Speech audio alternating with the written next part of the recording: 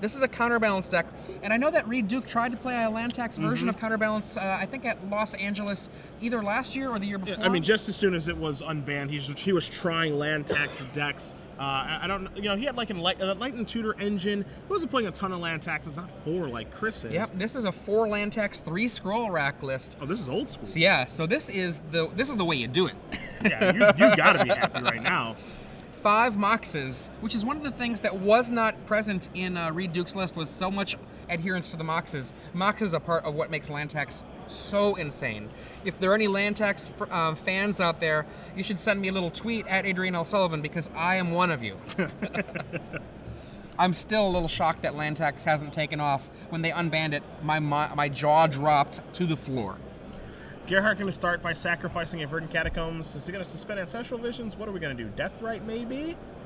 He's got a 1-drop in there somewhere. It is going to be a Deathrite Shaman, our very first one of the day here from Kevin. Both these players sitting at 2-0-1, so they do have a draw. Here's an Enlightened Tutor on the end step from the, we'll say, loosely counterbalanced player. He's got a lot of enchantments in his deck. Land tax, also has the Artifact and Scroll Rack.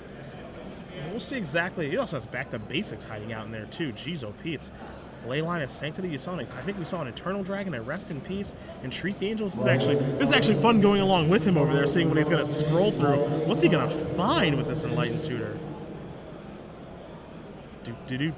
Lots of options. Hey, you see Chromox. You mentioned how there are Moxen in the deck. There's Chromox. There's also Mox Diamond as well. So this is a very innovative deck. From Chris Weidinger. I mean, to me, this looks like it's going retro in a big way. That kind of interaction. Now, if you don't know land tax, then land tax 1 white for an enchantment that if your opponent has more lands than you during your upkeep, you can go through your deck and find 3 basic lands. Yep. Now, 3 cards for free, that's better than Ancestral. Yeah, I mean, that's great, of course. That's opportunity. Yep. And one of the things about this is you're like, oh, they're just land. Well, what do you do with that land?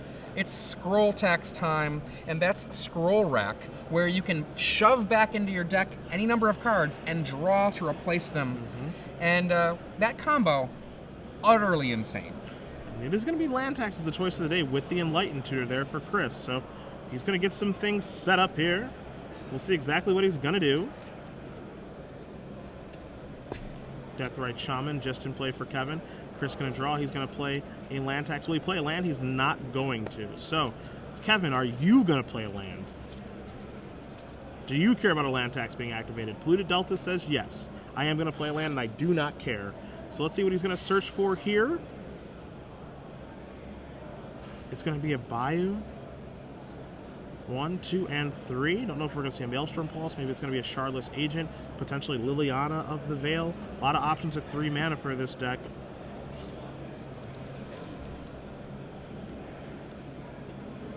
And here we go, Shardless Agent. Cascadaroo. Ah, ding, ding, ding, ding, ding. That is... Oh boy, good times. Yeah, I will target myself. You see, Chris is looking at a Forceful and a blue card now, and yeah, I would say this is worth countering. I don't think you can let this resolve, Chris, unfortunately. I think Chris has a Back to Basics and a Forceful in his hand, but I think you have to fight over Ancestral Visions. The card advantage is just too much. And additionally, Chris's engine takes a little while to get online, because Chris's card drawing engine is Scroll Rack plus land tax, where Kevin's is just Ancestral Vision, and Kevin's Vision is actually going to resolve here. So 3 new cards, but it was only 3 lands. An actual land, a Misty Rainforest, and a Wasteland. And Wasteland against the land tax deck, not so much. And you see him discards it. Yeah. Good call. All right, time to go searching with the land tax. Haven't seen this in a long time. I do this in Cube. I love a land tax in Cube. Yeah, land tax is one of the most powerful spells that has been printed in a super long time. One of the weird problems, though, the Shardless Bug list does not need many lands. So, looking at Chris Weidinger's deck list, it doesn't look like he has particularly very many ways to reduce his own land count. So it's possible that if Kevin Gerhart decides he can stick on 2 mana, he won't ever get another tax activation. And is he going to complete the combo? There's a top. Sensei's Divining Top. Just pass the turn back. All right, Deathrite Shaman's going to untap. You know Charlotte's going to get in the red zone here this turn. Let's see what else Gerhart is going to do on his 3rd turn. Activate skis. All right, another Chartless Agent. Let's see what we can find. One of the things with this, too, almost anything he flips up is going to be useful. Yeah. Let's see, what's the worst thing that he could flip up? I mean, we are after sideboard here, so you're not entirely sure the configuration. But, I mean, I think you could argue the worst thing you could flip up is Deathrite Shaman, and that's still good. I think him to Torok might be the worst thing he could flip up. If he still has that in his deck after sideboard. When yeah. you know you're playing against land tax, I think it's a very easy card to sideboard out because you're just going to hit lands a high percentage of the time. Oh, is that a back to basics? Yeah, he does have one in his hand, does Weidinger. I think that's part of the reason he didn't want to cast the Force Will is because he wanted to hold on to the back to basics to be able to, to actually be able to cast that card. Now, the question is, how good is back to basics against Gerhart's deck? It's okay, but when you have Deathrite Shamans in play, it's actually not that good. There's 2 Shamans in play right now. Mm-hmm. I think we're going to see it. Back to basics. And there are a lot of reasons that Deathrite Shaman is a great card, and this is just another one here. Because you would think that, okay, he can't operate now. He doesn't get to untap his lands, but Kevin gets to untap 2 Deathrite Shamans. So he actually gets to still fully operate, and if he does have an Abrupt Decay, there goes that back to basics if he wants to kill it. So Deathrite Shaman, we all have a pretty good idea of how powerful that card is, but this is just another reason why I hate that one too. It's funny, you don't hate the Blightsteel Colossus. I love Blightsteel. That card's sweet. Tinker that baby right up. You kidding me? In for 4 with the blue-green artifact men. If that's what they are. Yeah. They're agents. A human. A rogue. A rogue. We have a fetch land, Misty Rainforest in Kevin's hand. He drops it down. And Kevin's basic count is 0, so... Yeah, I mean, unsurprising. Charlotte's Bug decks just do not play. They just do not play basic lands. Here's a Mox Diamond. Nice little combo / synergy there with the land tax. Let's see what Weidinger is going to try to set up this turn, because he's accomplished one of his goals, which is to try to bottleneck Kevin's mana a little bit with back to basics. But again, Deathrite Shaman is going to sit here and make things horribly, horribly difficult for the counterbalance player. We see a top activation, I believe. Well, maybe not. Brainstorm. Very similar in effect. Some draws a polluted delta, draws a plains, and a mystery card. Oh, accidentally drops the scroll rack onto the table. I'm sure you knew that was in my deck. We already played a game. I like the old school deck here.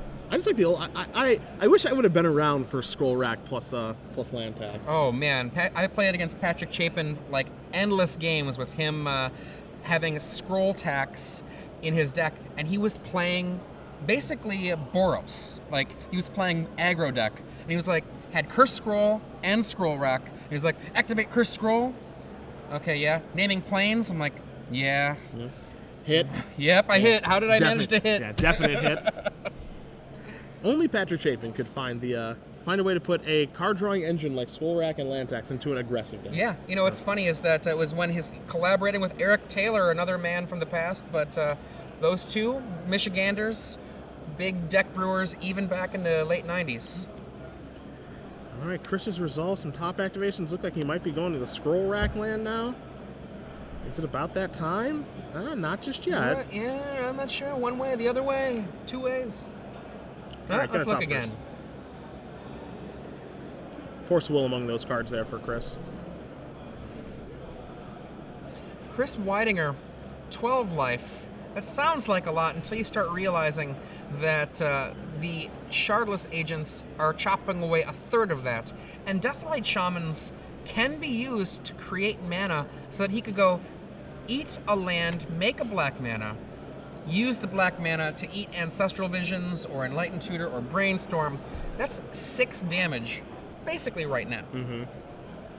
His clock is pretty quick. Alrighty, what to do if you're Chris? Because as you mentioned, the clock is pretty fast here for Gerhart. One of the other things too is that Deathrite Shaman, it makes the closing speed a little bit faster too. And as much fun as Chris is having, I'm sure taxing and spinning top, and gonna have fun scroll racking here in a minute, and all that card selection, all that good stuff. You got to stop from 9. Yes. You can't just do nothing the whole game. I'm sure it's a blast to spin those tops and activate those scroll racks and resolve that land tax and all that good stuff, but eventually you got to do something that your opponent actually cares about, or he's just going to kill you with those couple of Shardless agents. And you see Gerhart say, yeah, feel free, scroll rack away, my friend. He tosses away the whole hand. Yeah. He's got Force Will land. I think that was unfortunate for him. Was there a shuffler in there? Yeah, he's got a Flooded Strand in there. Here's a Brainstorm, excuse me. Hit 1, a Wasteland. Hit 2 is a Brainstorm. Hit 3 is a Tarmogoyf, so time to put a couple of those cards back. And then Gerhart can, of course, sacrifice the Misty Rainforest, make it a true Brainstorm. If you're just joining us, I'm Adrian Sullivan here in the booth with Cedric Phillips. We are in Cleveland here for the StarCityGames.com Open Series. The standard portion of this tournament is done, and now we are on to Legacy, what I think of as the greatest constructed format that you can play. Well, I love it too, trust me. You don't have to sell me, my friend.